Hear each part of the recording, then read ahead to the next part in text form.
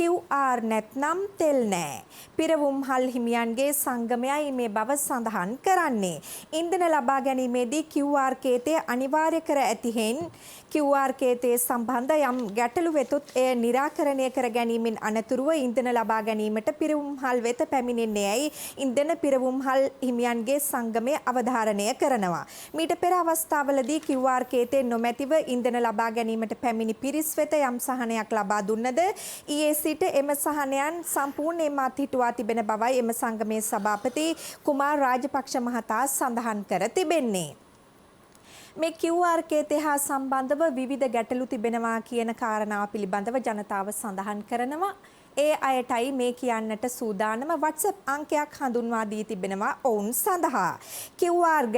QR ගැටලු කියන්න WhatsApp අංකයක් 076යි 076යි 03යි 19යි 19ට මේ ආකාරයෙන් කතා කරන්නට පුළුවන්. ඉන්ධන කෝටාව ලබා ගැනීම සඳහා භාවිතා කරන QR කේතේ සම්බන්ධයෙන් පවතින ගැටලු කඩිනමින් විසඳා ගැනීම සඳහා නව WhatsApp අංකයක් මේ ආකාරයෙන් හඳුන්වා දී තිබෙනවා. ඒ අනුව QR කේතේ ලබා ගැනීමේදී හෝ එය භාවිතා කිරීමේදී යම් අපහසුතාවයකට පත්ව සිටින පුද්ගලයන්ට 076යි 000යි 19යි යන WhatsApp අංකයේ ඔස්සේ තම පැමිණිලි ඉදිරිපත් කළ හැකි බවයි ඩිජිටල් ආර්ථික අමාත්‍යාංශයේ උපදේශක සුමුදු රත්නායක මහතා සඳහන් කර තිබෙන්නේ.